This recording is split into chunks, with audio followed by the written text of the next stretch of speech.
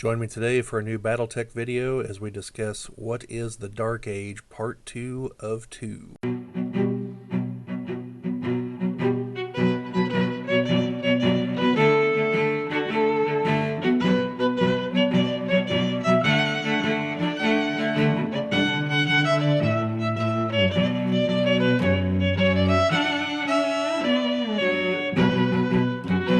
Welcome back to those of you who've been here before. Welcome to those of you who are new to the channel. This is a segment known as Spinning My Wheels as I am driving, so I'm both literally and figuratively spinning my wheels. Anyway, this is going to be part 2 of a BattleTech video answering the question of what is the Dark Age when it comes to BattleTech. The first video covers this from like a timeline or lore perspective. This is going to be covering some of the real world reasons and some of the things that spun out of this in the real world as to why this happened. So, if you're only interested in the lore part, just watch part 1 and ignore this part, although I'd prefer you watch it. You know, it's being YouTube and all. So, anyway, okay. So, to understand why the Dark Age setting exists, why some of the things that happened and it happened, you know a little bit about some of the companies involved. So the company that originally created BattleTech, which was actually originally called Battle Droids until they were threatened with lawsuit from Lucasfilm, maybe even just George Lucas, who knows, because they own the word droid. So, which you'll notice in any kind of commercial for an Android phone too. So they, I think it's Android phones. There used to be Droid phones, and I know there you can definitely see that they acknowledged that, you know, the trademark is owned by someone else, and they were having to pay royalties, I'm sure. So anyway, so that changed the name to BattleTech. Okay, so that company was called FASA, F-A-S-A, and they were around from the early 80s up until the late 90s. When they appeared to cease to be a functioning company. Now, in recent years, they have actually, come back arisen from the ashes, not making BattleTech, but they do still own some games, apparently, from what I've gathered, just kind of looking around and hearing bits and pieces. But that's not super important as far as what they do now.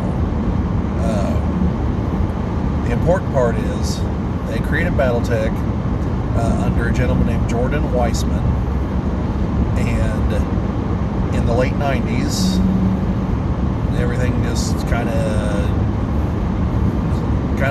just went bad. So then comes a few years later, the very early aughts of the 2000s, is in like 2001 or 2000. I don't remember exactly which year. It's been a while. For those of you watching this in the future, this is recorded in 2023, so it's been over 20 years. He founded a company called WizKids. Now, WizKids makes miniatures. They are still a company now, here in 2023, although they also had some ups and downs. And I'll get to those in a moment. So, some of their initial offerings, they created what at the time, and it's still, a revolutionary game system called the CLIX, C-L-I-X system. All their figures are on round bases, and there's a little window. Okay, so let me start over that. Round base, and then the top part with the figure is able to turn. And as it turns, there are sections, it clicks, okay? So you know when you've turned past a section because you can feel feel or hear it click. Okay? Hence, clicks. Now, the point of this is inside the base is a dial that has statistics, numbers, and colors, and potentially shapes, depending on which game, on it. Now, on the top part where the figure sits, like the figure's up here, here's the flat base, there's a little, usually L-shaped window, and you can see the numbers that are in there. And so the whole scheme of the thing is, as the thing takes damage, the damage is in numbers of clicks. So if you take 3 damage, you click it 3 times, and the numbers and colors can change, which changes the statistics and the abilities of the character, creature, whatever it is. Okay, so using this system, they developed 3 main games and several others along with it, but there were 3 main ones. They developed Hero Clicks, which they still make to this day. That's Marvel and DC comic book characters, along with some other things. Like there was an Indie Click set, which were lesser known comic characters. There have been sets based on movie properties like Pacific Rim. There's several Star Trek sets. There are movie sets based on the Marvel and DC movies as well, and just a bunch of other properties. And some of them are really inventive. Some of them, some of the figures look really nice. And I played HeroClix for a long time, off and on. I think I quit twice. And at the moment, I'm in an off period, and I sold my collection about 8 months ago. And just didn't have time for it. Was tired of buying figures that I wasn't using. So anyway, HeroClix is one of the sets, one of the games. One of them is called Mage Knight, which is it's Dungeons and Dragons-esque in that it's a fantasy setting with magic, but definitely has its own unique lore. And some interesting lore at that, by the way. I kind of wish that game would have gone the distance and had some real lore stuff written for it, novels, comics, etc. I think there are some novels. There probably are some novels, but it was an interesting setting that had some interesting concepts floating around. And it had 2 different games. It had the main battle game, but also had Dungeons, which was a dungeon crawling version, kind of like Dungeons and Dragons. So then you had those, and I wish the figures were a slightly smaller scale so they'd be better fitted for Dungeons and Dragons, but it is what it is. And then there was MechWarrior. Now, the title MechWarrior has been used for a number of different products, but they are BattleTech products, okay? So MechWarrior is the name that was given to the video games for the computer. There are 5 of them. 4 of them came out before 2000. The 5th one is a very recent addition. So those 4, I've played 2, 3, and 4, and some of their assorted expansions. I have not played the 5th one yet. I hear it's good though. So 2 followed the clan, and is setting up for the clan invasion. You played as either Clan Jade Falcon or Clan Wolf. You had a number of missions and trials for placement and stuff, and then the expansion introduced Clan Ghost Bear. The 3rd one, you were part of the task force that was being sent to smash Clan Smoke Jaguar. You're part of the Inner Sphere task force. So you're on another planet. You've crash landed, so your resources are limited. You're doing a lot of trying to salvage as much as you can from the enemy stuff. And then number 4 was during the FedCom Civil War. Now number 5 jumps backwards, and I think is actually during the 4th Succession War, I think. Don't quote me on that because I haven't looked into it. I just know it's pre-clan invasion. And I believe there's a recent expansion that just came out that introduces, it's either introducing the Free Rasselhag Republic, or it's the setup to them breaking away from House Kirida. I don't know, because it just came out, but I know it does have to do with the Rasselhag area. And I'm probably mispronouncing it, so I apologize. So, MechWarrior, though, was also the name of the RPG where you played as a MechWarrior, a pilot for a battle mech, hence the title. So, the Clicks game for BattleTech was known as MechWarrior Dark Age. And in order to set up the storyline, they had to jump the timeline forward several decades, because where FASA left off, the Word of Blake Jihad had just begun, and then nothing, FASA folded. So everyone was kind of left wondering, okay, so what happens now? Well, the MechWarrior Dark Age answered that question. What happened was the timeline jumped forward 60 years. All the characters you liked are all dead of old age, except for Victor Steiner Damien, because he's special. Instead, he gets, I believe, stabbed to death later on. So I believe the ripe old age of like 106. Little thing about the BattleTech universe, living to 150 isn't exactly unheard of there, because their advances in medicine have gone a long ways, and I don't know where it comes up, but I've only read this on the message board, but apparently there's some eugenics stuff somewhere in the background between current timeline and the beginnings of the Star League. So everyone on the whole is hardier and healthier. But again, I've only read that on the forums, so I don't know what shape that takes, what that even looks like. So not condoning, just throwing it out there that is possibly a thing in the setting there. It's definitely a thing when it comes to the clans, but it takes a different form there. And when we get around to our here's the explanation for the clans videos, I'll explain it in detail there.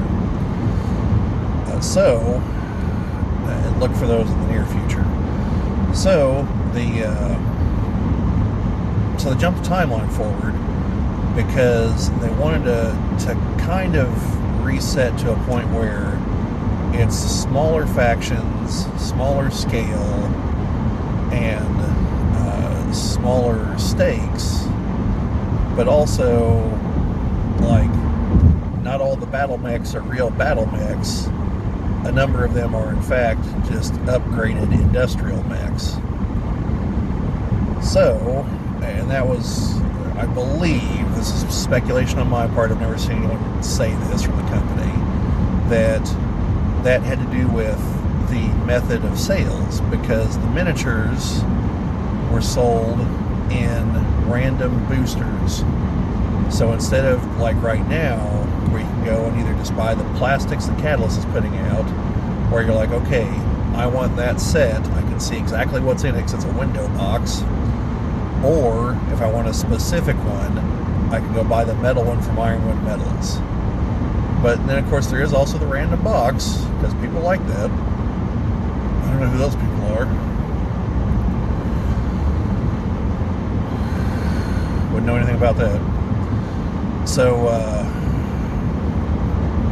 the boosters, though, were blind.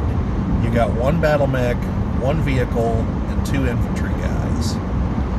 And so, a lot of them, in the first several sets, a lot of the battle mechs are industrial mechs.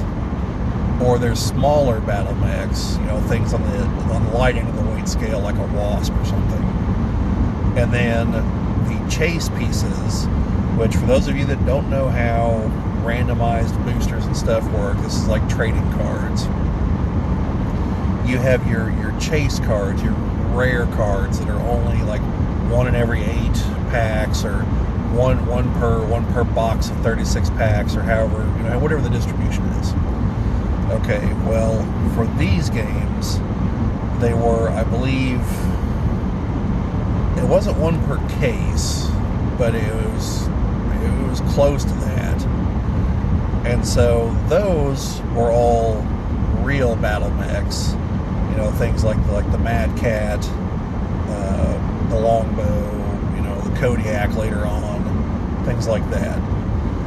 And so I think part of the reasoning here was to make those be extra special. They had to have the other things be not so special. So that's where you wind up with the industrial mechs and everything. And you work backwards, creating the story to make that happen. That's, again, personal theory. Don't know. Maybe Jordan Weissman was really like, hey, this would be a cool idea. And from there, extrapolating to the boxes. I don't know. So so that was a major complaint that people who played BattleTech had, was they were like, hey, we don't want dump trucks on legs with rockets. We want real battle mechs. But then there was a couple other complaints. Number one being that the mechs and the vehicles and everything were in a different scale than the existing miniatures from Iron Wind Metals, which at the time I think was actually still Ral Partha. I think the Iron Wind Metals thing came along somewhere in the WizKids era. So this would have been still Ral Partha making them. And if you look at Iron Wind's catalog, like some of the pieces there are still the Ral Partha molds. They haven't been updated yet. But they are updating things. But, you know, some of those pieces have a charm too. You know, I like some of them. So you had the scale problem, but then you also had the problem of they came pre-painted. And I'm sure to some of you listening to this, you're thinking to yourself, wait, how is that a problem? Like, I don't like painting miniatures. And for you, this would have been perfect. So long as they were done up for the faction that you wanted to use, because their paint schemes matched their factions, and their stats were all built around their factions, because all the factions had little quirks to them. So certain mechs just never were painted in certain colors because they didn't fit the faction flavor. Like usually, like mechs that have a heavy ballistic loadout would never really find themselves in the Spirit Cats, because the Spirit Cats primarily used energy weapons. And then just, you know, a bunch of little things like that. That was, that was an issue. So if you're a BattleTech player, you know, you're sitting here looking at this, and it's like, so you want me to play a game where I'm going to have to rebuy my pieces from random boosters that are already painted up for a different faction than the one I play, more than likely. Plus, these are like, you know, thinking in the mindset of one of these people, you're looking at, oh, these are like toddler factions instead of the real factions, which I covered in the other video. So there was a lot of upset with the normal BattleTech fans, and yeah, they were upset. Now, no matter how upset they were, up until the Clan Invasion Kickstarter from just a few years ago, WizKids BattleTech was the most popular BattleTech had ever been. Like, objectively, they sold more in the short time that they produced plastic mechs.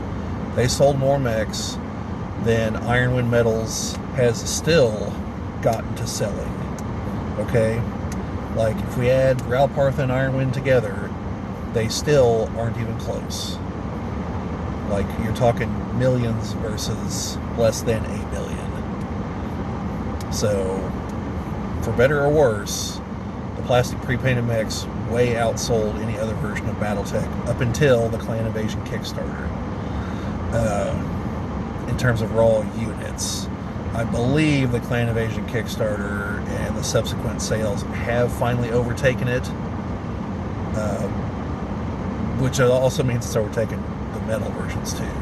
So, but that's seen just a stupidly fast rise in popularity due to several factors here recently. And I think we talked about them in another video, so I'm not going to go into them here. So you had that.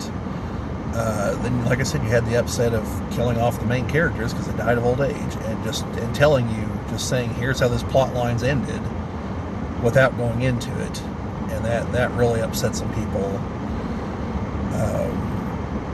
So you had these things going on, and then as the sets progressed, the storyline progressed, and eventually you got to the point that you hardly saw any of the modified industrial mechs, and it was all battle mechs, because the main factions got involved, and so on and so on. So somewhere in there, WizKids found themselves in some financial difficulties. Jordan Weissman left the company. Near as I can tell, the guy loves starting companies, creating things, and then taking his cash and going and doing it all over again, which he's done at least once since then. So they ran into some difficulties, and ultimately they were purchased by Topps, as in the trading card company, which is why if you've seen any of the boxes of any stuff that Catalyst makes, the Topps logo is on there, because they are licensing the BattleTech brand from Topps. Another fun thing with the death of FASA was that Microsoft owns the video game rights. So any video games you see are being licensed from Microsoft. You know, they're licensing out the name and the brand. So these two things combined are what's probably holding back a BattleTech movie, or well, one of many things, I'm sure. But the licensing, you know, being in a weirdo situation among different groups. Movie studios look at that and like, yeah, I don't know. Don't want to know if we want to jump into that. Plus the ever-present danger of Harmony Gold, which I think they've finally been put in their place. That's a whole other video. So, yeah. So basically, all this was to set up the miniatures game. The miniatures game was successful for what it was. The company under Topps, though, Topps eventually got to the point that they were like, yeah, we're done making miniatures, and so they stopped. And eventually, NECA Studios bought HeroClix, so those are being made again, and they also bought Mage Knight, but they did not buy BattleTech, and so BattleTech is still being licensed to Catalyst. Now, while WizKids was making the BattleTech stuff, they did license out to FanPro to start to make the material that covered the end of the FedCom Civil War and into the Jihad, and all that fell under the banner of Classic BattleTech. So if you see some products out there that say Classic BattleTech and or have FanPro on them, that's where those come into the equation. That was a bone toss to the older players of, yes, sure, go ahead. Like, let's make stuff for them too, because obviously they're not big fans of what we're doing. And I believe, I might be mistaken on this particular part, so don't take this as gospel, but I believe a number of those folks that were with FanPro, I think that's what morphed into Catalyst.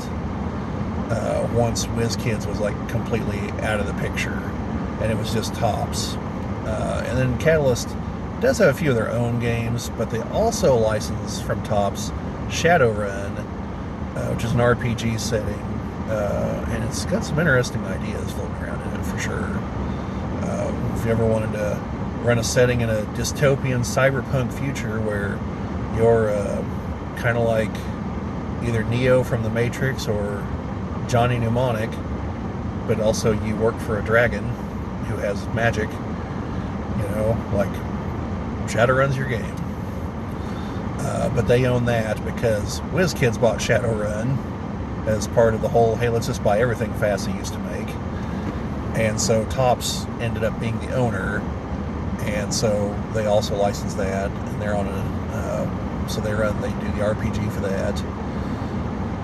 And they're starting to make some of their own games too, but obviously BattleTech's like the big seller for them, at least as near as I can tell.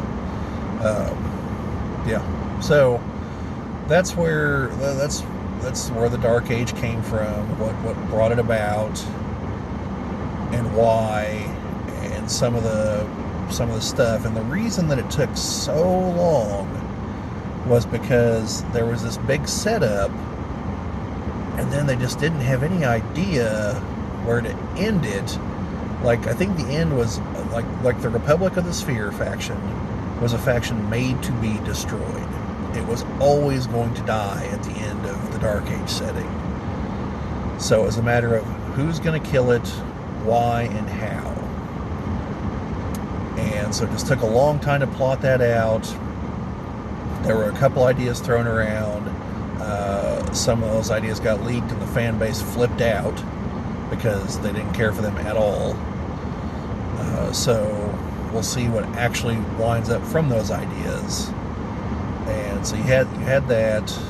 You had that Catalyst just for a good stretch wasn't making a lot with the BattleTech stuff, like money-wise. They tried their hand at the plastic miniatures a couple times before they finally got it right with the Clan Invasion Kickstarter. And that seems to have just like jump-started everything. Since that succeeded, and a big piece of that was finally dealing the death blow to Harmony Gold. But that, in conjunction with the push from the video game, the BattleTech computer game that came out right around the same time, and now MechWarrior 5, coupled with the pandemic, with people like, oh hey, like we need something else to do, coupled with Games Workshop pissing off a good chunk of their fan base, so they drifted over because they like big stompy robot things and dystopian futures. All this just came together, and so then all of a sudden, they had the resources, the market was clearly there, so they started pumping out new books like there was no tomorrow, and they've been able to keep up the pace. I mean, novels, to be clear. The source books have been slower, which is good, because you want them to take time to make them well, for them to be well made. And so Catalyst now has a real money-making engine on their hands, and they're taking advantage. But it just took them a long stretch there to get to where they could start to see that, yeah, this is going to start paying off. And now they've hit their stride. So, hopefully they can actually, do some interesting things. Like, I liked most of the novels published under WizKids for the Dark Age setting. Now the first, I think there's 30 of them altogether. The first 6 or 7 are not good. You definitely need to jump ahead to like at least number 6 or 7. And then on they're good, and they get far better towards the end. There's a point, I want to say it's around the book The Scorpion Jar, which I think is book number 10 or 11. Like, from here on out, the books definitely get better. And the last 5 or 6 are really good. And then Catalyst picks up the baton from there, and so yeah, it's just taken a while, long while, to move that part of the setting forward, but now it has. Now things are rolling again, and so now it's exciting. We're not just stuck in a single moment anymore. Things are happening, and so yeah. So that is the real world, behind the scenes, rationale, reasoning, effects, whatever, all rolled into one here video of the MechWarrior Dark Age setting. And this will probably conclude the What is the Dark Age series here. So hopefully you folks found this informative or entertaining, or I don't know, something. But anyway, Always appreciate comments, especially comments, because that lets us know what you think, what you liked, what you disliked. If you got any other questions, because a question spawned 2 videos now here. These specific 2, they spawned several. So, you know, we always want to know what you guys want to know, so we can try to tell you. But, yeah, so, you know, questions, comments, but also, you know, likes and subscribes if you're not already. And if you are, we always appreciate it. And share it around if you got any other folks you think would appreciate these. But otherwise, you folks have a good one out there.